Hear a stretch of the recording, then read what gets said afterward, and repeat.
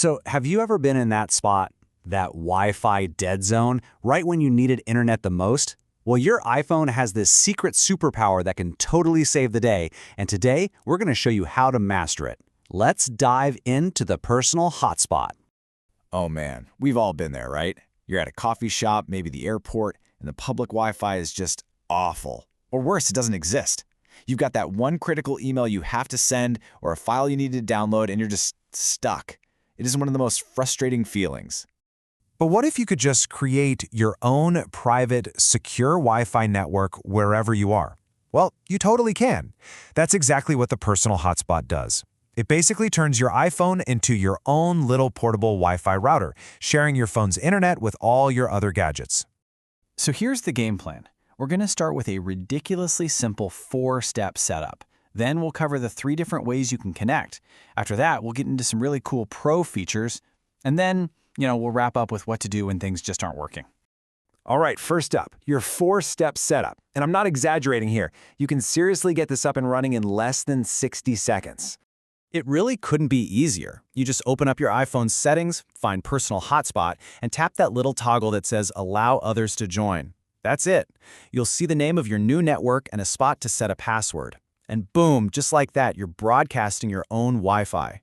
And hey, here's a quick pro tip for you. The default network name is just whatever you named your phone, like Dave's iPhone. To make it stand out in a list of networks, you can give your phone a more unique name. Just pop over to Settings, then General, then About, and you can change it right there. Now, for the password. The trick here is to make it secure but also compatible. Apple's official advice is to use at least 8 standard characters, so, letters and numbers. This just helps make sure that any device you have, whether it's brand new or a few years old, can connect with no problem.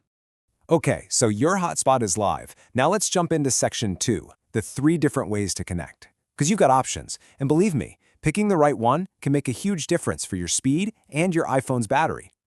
This chart breaks it down perfectly. Connecting over Wi-Fi is your speed demon. It's the fastest, and it's perfect for your laptop or tablet. But it does drain your battery the quickest. Then you have Bluetooth. Think of this as the slow and steady option. It's not as fast, but it's way easier on your battery. And finally, my personal favorite, connecting with a USB cable. It's fast, super secure, and, get this, it actually charges your phone while you're using it. It's a total win-win. All right, you've got the essentials down pat. Time for section 3, where we unlock some pro features that make this whole experience feel like magic. This is how you go from a casual user to a total power user.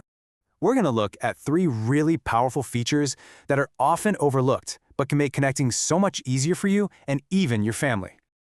Okay, first up, Instant Hotspot. If your Mac or iPad is logged into the same iCloud account as your iPhone, you can connect without even pulling your phone out of your pocket. No password needed. It just works. Next is family sharing, which is awesome.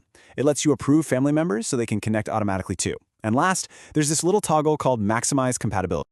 And this little switch is so clever. See, if you have an iPhone 12 or newer, your hotspot uses a super fast 5 GHz Wi-Fi band. But some older devices can't see that network.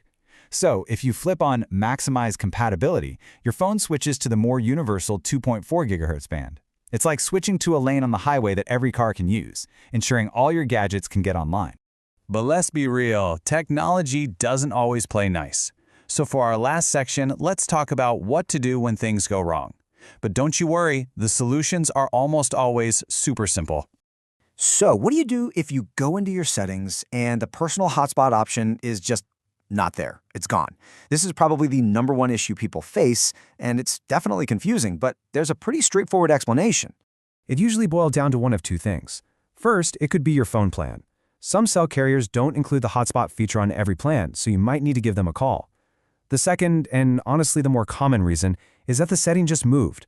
On a lot of newer iPhones, you'll find it under Settings and then Cellular, instead of right on that main settings screen.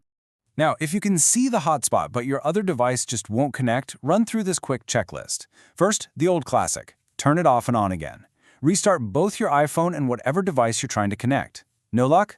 Try toggling Wi-Fi off and on again. And if you're still stuck, your last resort is to reset your iPhone's network settings. Just be warned, this will erase all your saved Wi-Fi passwords, so you'll have to re-enter them later. And that's it. From the super fast setup to the pro tips and troubleshooting, you are now officially a personal Hotspot Pro. You have the power to create your own internet connection pretty much anywhere you can get a cell signal. You know, having internet on demand like this is so much more than just a tech feature.